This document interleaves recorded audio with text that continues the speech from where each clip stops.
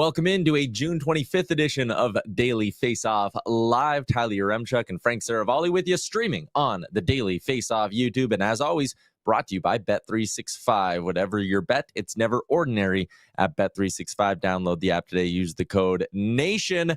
And Frank, just as you drop a new trade targets board, the trade wins, they start blowing. We got a little bit of news this morning. Yeah, always good after a relatively quiet Tuesday to get some news this morning. Evander Kane on his way home to Vancouver. And let's see what else the day brings, because I think there's a lot percolating right now. Very interesting. We're going to talk NHL Draft in a little bit with Steven Ellis. He'll join us live from Los Angeles. But let's kick off the show with the news of the morning. Evander Kane, it's a homecoming. The Vancouver native has been traded to the Vancouver Canucks. Evander Kane, in really true Evander Kane style, breaks his own trade on social media as well. He drops that he's leaving the Oilers, going to the Canucks. Edmonton gets out of the full $5.125 million cap hit, and the Oilers get a fourth-round pick from the Vancouver Canucks. It's actually the fourth-rounder that they sent to Vancouver for Vasily Podkolzin last summer. But Frank, what do you make of the Oilers being actually able to get out of Kane's full cap hit? Yeah, pretty tidy work, and I think what it does is it highlights just how good of a player Evander Kane is. I mean, the fact that the Oilers were able to get something in return at all from Vancouver indicates that there were other teams that were involved in the mix, and it was obviously a priority for the Oilers to clear out salary cap space. That was their thought process. That's still their thought process with what's to come next with Victor Arvidsson. But when it comes to moving Kane, not an easy guy to trade. He had the no trade list, of course. A guy that, you know, has been a mercurial player in terms of locker rooms over the course of his time, whether it's been, you know, any place, any stop that he's been throughout his career.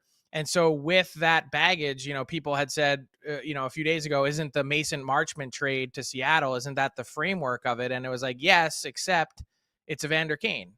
But the fact that he is trending toward being healthy for the first time in a while, I think that stands out as important business for the Canucks. And they're hoping to get a very motivated Evander Kane in a contract year that they can plug into their top six in an effort to find goals, which have been really hard to come by in Vancouver. Yeah, you talk about a motivated Evander Kane, like him being on his best behavior and having a 20-plus goal season this year versus being a problem, whatever else you want to say. Like, that's probably the difference between his next contract being a one-year prove-it deal or his next contract being a 2 or 3 year deal that comes with a $9 or $10 million price tag attached to it, right? Like, there's a pretty decent swing here, and the Canucks should be getting the best of Evander Kane. They will be getting the best of Evander Kane. You can bank on that, but I don't ever foresee a world in which he's in the 9 or 10 million AAV again. He may get some security in term, but he's a guy that, for a lot of reasons, you're not going to see that big of a commitment made by a team. Yeah, sorry, I didn't mean AAV. I meant like a 3-year deal that like totals $9 or $10 million or something in that range. I was not implying Kane would be a double-digit AAV. Yeah, no, I think that's entirely reasonable. I think you could see a contract, not maybe the same in terms of years, but in a similar AAV to what he's making now if he's a productive player this season, which I would highly expect. Yeah, there are some people who quickly throw up the whoa. The same Vancouver Canucks team who had locker room issues last year is going to go with Evander Kane. What do you make of that whole thing? I like to think that there's a bit of a fresh start in that Vancouver room and that they shouldn't have the same problems regardless of if Kane's there or not. Well, it's really hard to say what that dynamic is going to look like because we still don't really have a clear picture yet of exactly who's going to be in there. I think the Canucks would like to try and make a few other things happen to be seen. And I would imagine be in his element being in Van. And if he make his actual home, his longer term home, then you're going to see a player who's probably also going to be on his best behavior. Yeah. So for the Canucks, they now have $7 million in cap space, but they do have a pretty full roster. So they could basically go out and add, one $7 million player. If they were to do something like swap out Demko, move on from him, and put Shilovs on the roster, we could be talking about a Canucks front office, Frank, that could go after a player making $9-10 million or in that range. Like, they have the space to go get an impact piece if they want to.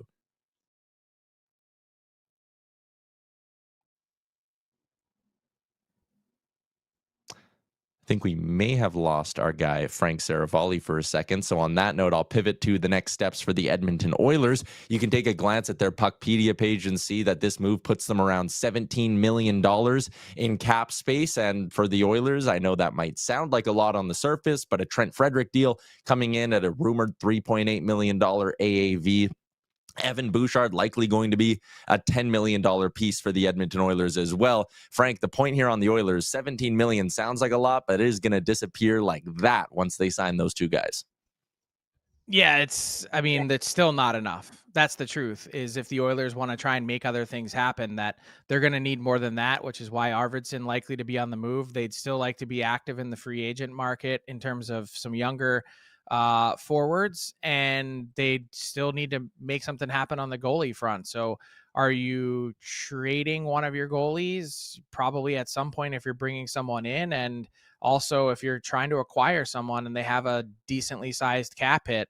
It's easy to see that it's going to be difficult for these puzzle pieces to fit together for Stan Bowman and company.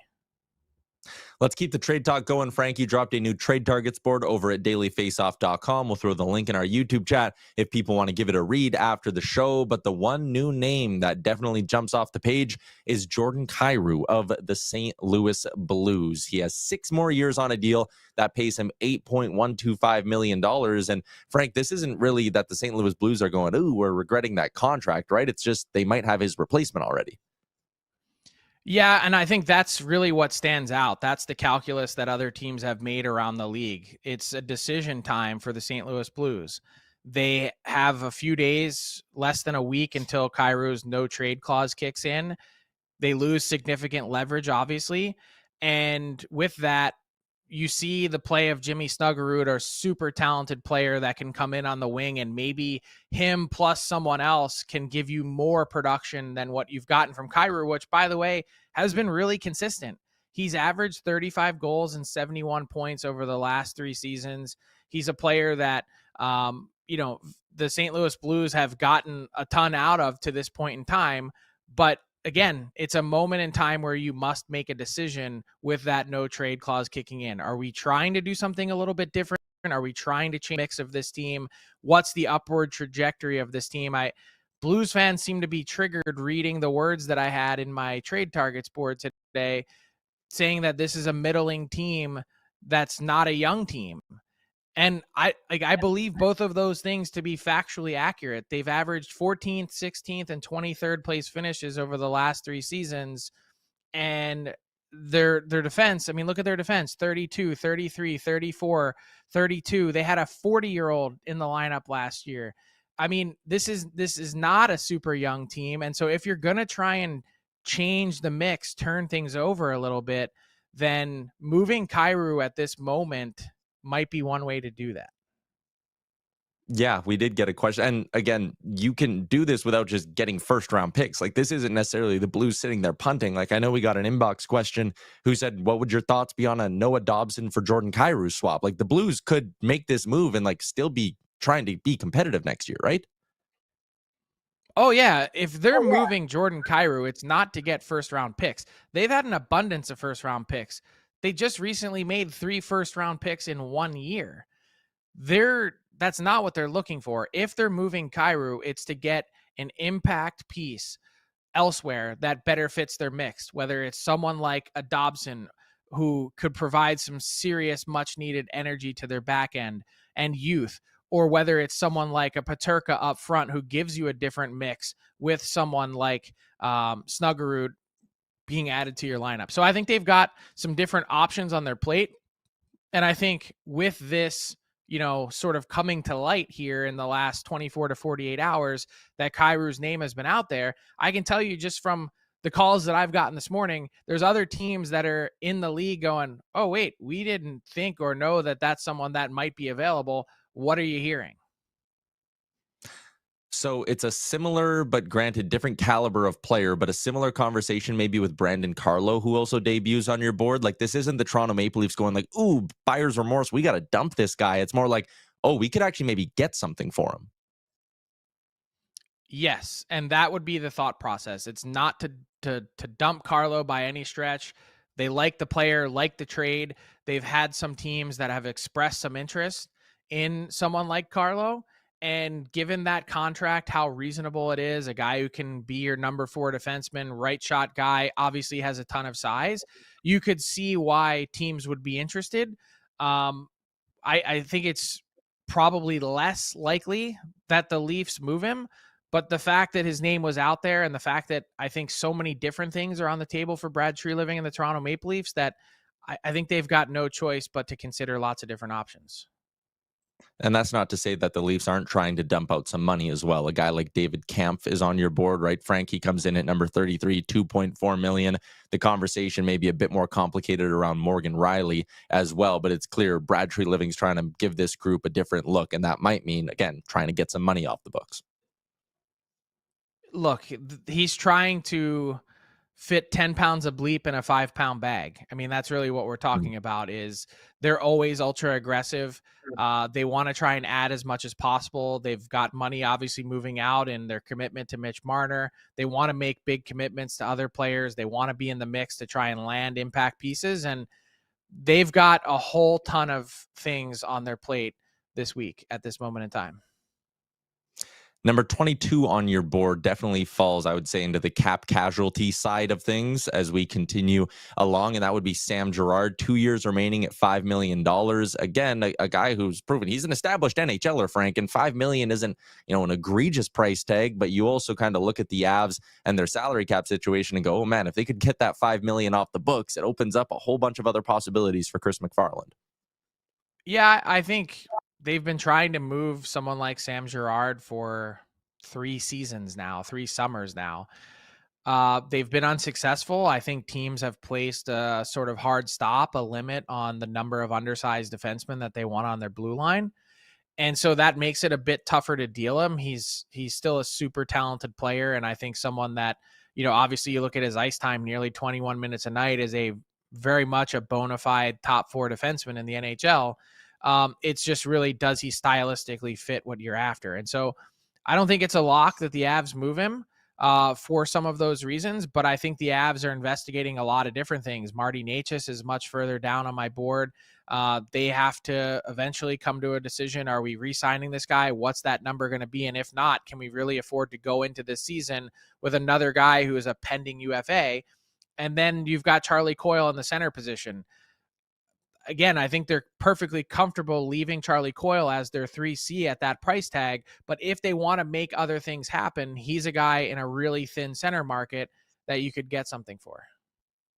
Yeah, and that's another great point as well. It's like, okay, if some team comes and offers you something of value for Charlie Coyle, for what you're getting out of a third line center, could you go replace that somewhere else, save a few million bucks, have some assets? Like, you start to see the way the dominoes could kind of fall for the Colorado Avalanche. We'll get to some more trade stuff in Ask DFO because there's some really good inbox questions coming in over in our YouTube chat. But let's step away from the trade market for a second and talk about the news of yesterday, Frank. The 2025 Hockey Hall of Fame class was announced. A really interesting group. I mean, Paul Paduti gave it his stamp of approval. So who am I to argue with it if Paul Paduti is the one giving it the thumbs up? But some interesting first-timers: Duncan Keith, multiple Stanley Cups, 2-time Norris winner; Joe Thornton, Zdeno Chara.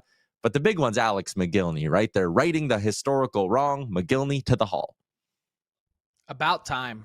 And I love our guy, Paul Paduti, who has done such amazing work on the Hall of Fame and the process and helping evaluate and put everyone on a level ice surface. He used a word to describe yesterday's Hockey Hall of Fame class of 2025 as perfect. And I think it's probably pretty close to that. I think the only sort of glaring omission is Carey Price, but Alexander Mogilny should have been in a long time ago. So the fact that they're making that wrong a right, obviously when you have a stacked class of first-time eligible players, including no doubters in Duncan Keith and Joe Thornton and that group, Zdeno Chara, it's hard to say, okay, well, someone's got to sit out. In this case, it ends up being Carey Price, and it's quite clear that for a Hall that also has its own faults with their selection committee in terms of getting the goalie position right, it's kind of fitting that Price ends up waiting a year. But this is an exceptional class. Love the builder category. I'm a huge sucker for those stories every year. Jack Parker, long overdue, 40 seasons at Boston University, 3 national titles, 24 NCAA tournament appearances. And Danielle Savageau very deservingly going in as the first ever builder that has put the women's hockey game together and on the map. And so she's well deserving as well. And of course, our fantastic women's hockey candidates this season. This is a great class, and can't wait to be in Toronto in November to see the induction, because there's nothing like it. Yeah. So again, Thornton, Chara, Duncan Keith, Alexander Mogilny on the players' side for the men's, Brianna Decker, Jennifer Botterill getting in on the women's side. And you noted the 2 builders there as well. The 2025 Hockey Hall of Fame class. Would love to direct people to Paul Paduti's piece at dailyfaceoff.com. Does a great job of wrapping that up. Let's get to our big segment for the day. Talk a little NHL draft. It's coming up in just a few days in Los Angeles. That's where Steven Ellis is. The Next Wave is a presentation of Budweiser, encouraging buds to make time for hockey, not excuses. Every goal, every win is better enjoyed with your buds. So phone a bud, text a bud, and call out their excuses for bailing on hockey. When it's hockey time, it's go time with Budweiser.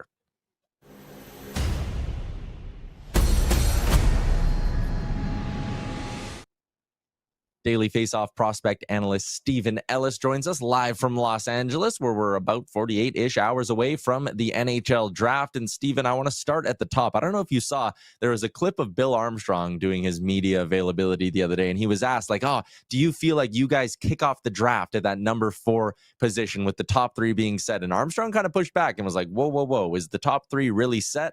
What do you make of that? Is the top 3 set? Does the draft start with Utah? You're muted, Steven.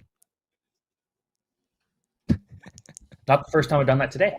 It looks like that. When we look at Matthew Schaefer probably going to the New York Islanders, Michael Misa going to the San Jose Sharks, and all signs pointing towards Anton Frundell becoming a Blackhawk, as I wrote in my story this morning, that's where things get interesting. Does Utah trade their pick? I know that's been a huge talking point, and a lot of teams seem to think that's going to be the case. And if they don't, do they take a guy like Brady Martin? Do they take a guy like Caleb Denoyer and get a bit more size at center? So Utah is definitely the team to watch in this draft.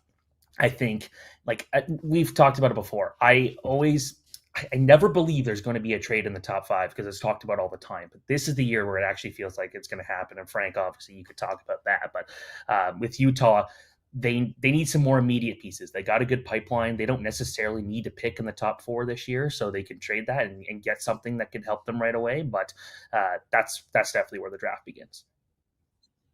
Okay, so let me push back on that. What if the San Jose Sharks pick Frundell at 2? They'd be making a mistake, in my opinion, because you'd be moving on from a guy who's one of the best, most gifted goal scorers that we've seen in the draft in some time, and Michael Misa. But with Frundell, you're getting a Barkov-style player if that happens. So in that situation, you just saw what Barkov did in the playoffs, even when he wasn't at 100%. You just look at those last 2 years, and he was such a force. And this is a very similar situation where I remember Barkov rising up the ranks kind of on that draft week. And that's what we're seeing with Frundell again. So we'll see, but that's not who I would be taking for number 2. Right. So let's reverse engineer this. So let's just play like alternative reality. If Schaefer does go 1, which we're all assuming is a foregone conclusion, and then Frundell goes 2, who would you envision going 3? Does that just make life easy for the Hawks? Yeah, like I think you take Misa no matter what in that situation, because when you look at what before the lottery and Chicago was looking potentially number 2, Misa seemed like the right fit for them. And you could imagine how exciting that would be to have a Bedard number 1 center, or maybe he's not the number 1 center. Maybe Misa's the number 1 center. And then you've got you got Misa and you've got Frankie Nazar. Like, there's a lot of good depth there. One of those guys would probably move to the wing permanently, we would see, but that would be such a huge get for the Blackhawks. I would be surprised if he fell that far, but at that point, that would be a no-brainer for me for Chicago if Misa's still on the board. Okay, so when you're thinking about all this and you're managing centers and wingers, obviously Porter Martone brings some different elements to his game that I think really has some teams excited. And you're the Nashville Predators or you're Utah or you're in that mix. How do you balance out the want for a premium position player and a center that will obviously be available to you, but also managing a player like Porter Martone, who could be someone really special that really helps you win when it matters most? See, Nashville could go so many different ways here. Like, they could go for a Denoye, they could go for a James Higgins, but Martone is actually who I have on my mock draft for Nashville coming up later this week, where could you imagine him on one wing and Zachary Leroux and another? Like, that would be the Bash brothers there. It'd be so much fun to watch. And Martone is not a super aggressive player, but it feels like this year he was trying to focus on becoming the best playmaker possible, and he kind of toned down his physical play. But if he goes to college next year, no matter where he's playing, I feel like that's something teams would want him to work on and use that physicality and that tenacity that we know is there to be even more effective. But to me, Porter Martone might be the smartest winger in this draft, might be the smartest forward in this draft. The fact that he didn't hit 50 goals this year was surprising, but he became a much better playmaker as a result. Next year, I want to see him shoot as many pucks as he possibly can because he has one of those best shots. So if I'm Nashville, Porter Martone's on the board. I think I take him over Higgins. I think I take him over Denoye just because he's got that level of tenacity when he wants to show it, but that the hockey sense and the shot and the playmaking to be a truly impactful top line player. Steven, we tasked you with giving out draft superlatives for this year's class. We got best shot, best skater, best power forward, hardest hitter, and best hockey sense. Take us through your 5 picks and who you had in each slot. Yeah, so for the best shot, it's Anton Frundell, and that's a guy who you probably put him on the wing on the power play, but he can go out there and rip shots, kind of like Cole Eiserman a year ago, and Steven Stamkos. Like, you see someone just with an outstanding release. Best skater, Matthew Schaefer, and there's a reason I didn't actually do a list like this for dailyfaceoff.com, because Matthew Schaefer's number one for so many categories, and it's because he's a special defenseman, just a guy that could skate well, and he reminds me a bit of Lane Hudson in the way that just he's so elusive. Brady Martin, best power forward, absolutely wants to crush everybody. He's not a big guy, but he's so physically strong, and he's got that level of tenacity you're looking for. David Budkowski, hardest hitter. Now, that's a very interesting one because there's not much else to his game other than being a big down defenseman, but he's really good at being a big shutdown defenseman, and he can knock everybody down. And Brady Martin's also in this category here, Kashawn Aitchison too, but Budkowski, that feels like that's where he's best. And the best hockey sense, definitely Porter Martone. Just you watch him play with Brampton this past year, a team that I watched probably more than any other team, and just nobody could seem to read his plays. And that's what made him not playing much of the World Juniors made no sense, because they needed a guy who could outsmart and outcreate guys. And that's something he's really good at. And when they put him in for that final game that they lost, he scored off a great shot. Just like, hey, use him more. So those are the best players in every single situation there. Yeah, you have Budkowski at 71 and a 6'5" defenseman. Some team's going to draft him, and their fan base is going to get a look at the highlight reel and be like, holy smokes, who did we just get? Steven, appreciate your time. Continue following his work at dailyfaceoff.com, and we're going to have you back on the show Friday on draft day. Yeah, thanks so much. Meet the first of its kind, the Ninja Crispy Portable Cooking System, the power of a full-sized air fryer. The Ninja Crispy 4-in-1 portable glass air fryer is thermal shock resistant and can go from frozen to crispy in minutes. With the Crispy Power Pod, you get the power of a full-sized air fryer in the palm of your hands. Max Crisp Bake Air Fry Re-Crisp with the Ninja Crispy. It allows you to prep, cook, and store anything from crispy favorites to one-dish meals. Visit their website in the link in our description, or check out ninjakitchen.ca. Frank, a couple of questions rolling in here. One from TJ. Who do you view as the most likely to trade out of the top 10, and who could you see maybe itching to trade into the top 10 in this year's draft? It's, I think, totally board dependent. I think it really depends on how it shapes up and which players go off in which order. I could see Calgary trying to move up into the top 10. I could see Boston, depending on what it looks like, moving out. And I just think there's a lot of different variables in play that I could also see a world in which someone kind of steps up completely out of the clear blue sky and makes a deal for some current help now moving out of one of those spots. Ben is in. He's a Montreal Canadiens fan. He wants to know what area of that roster is priority number one for the Habs. I would think it would be trying to add another top 6 forward piece. I think that they're trying to make something happen. I think they've been pretty aggressive to this point and have been striking out. And they're willing to deal from a position of depth. They've got lots of picks. They've got lots of prospects. They also have a lot of defensemen. So they're willing to be aggressive to try and go out and land something. But I think Kent Hughes has been pounding the pavement on that for 2 to 3 weeks now and hasn't really gotten anywhere. Sabres fan Nit wants to know if the Sabres were to dangle Bowen Byram to the Rangers, do you think they could get someone like Braden Schneider in return, or are the Rangers pretty set on keeping a young piece like Schneider? I think they really like Schneider. I think Bowen Byram is relatively similar to a piece that they already have in Adam Fox, and I don't know how much of an upgrade that would provide for the Rangers in the long haul. All right, and one more for you because the chat's on fire and we got a little bit of time here. Windy City Hockey dropped this one in right off the jump. I was thinking about NHL free agency, and Arvid Soderblom hasn't been extended yet in Chicago. They obviously have Spencer Knight and Laurent Brossoit under contract for next year. I know Brossoit obviously had the injuries last year, but Windy City wants to know, could you see Soderblom getting offer sheeted or traded?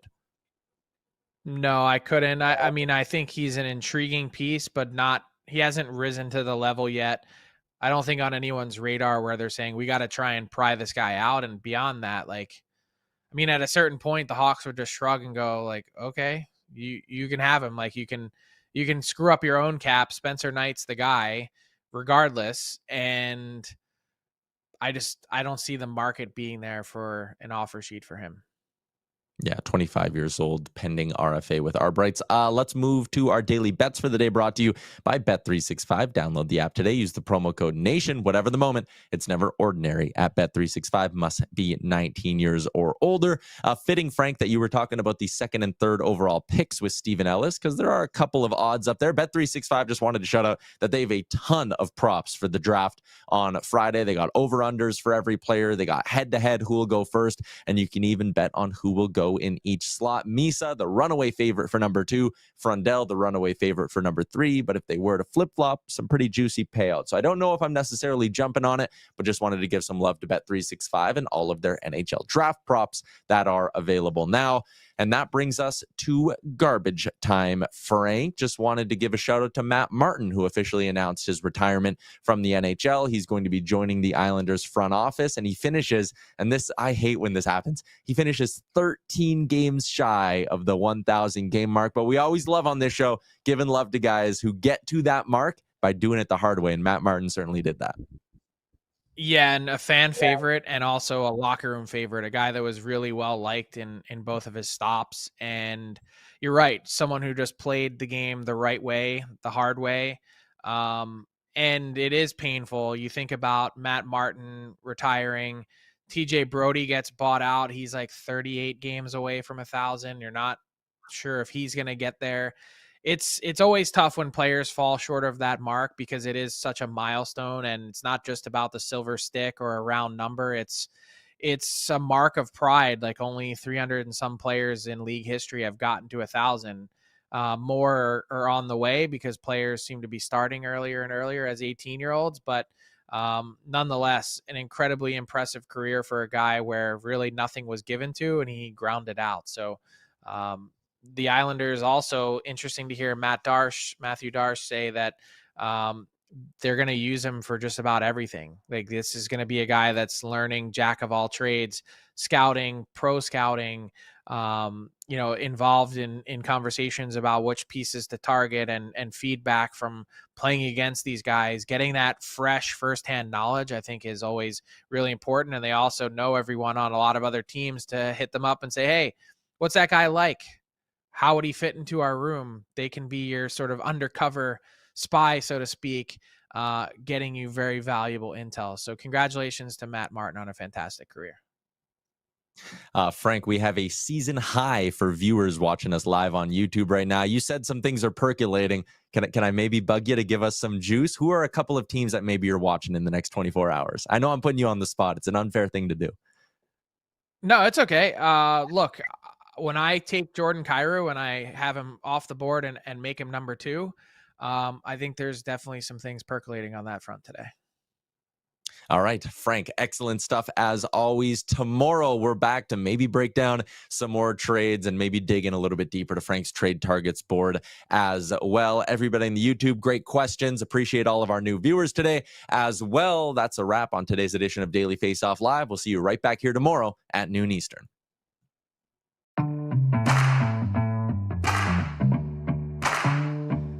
What's up, hockey fans? If you enjoyed that video, then you're going to want to hit the subscribe button to not miss any of our content. From daily live shows with Frank Seravalli to analysis from former NHLers to exclusive interviews with some of the biggest names in the hockey world on Frankly Speaking. You're going to want to hit that subscribe button and stay up to date with everything going on in the hockey world.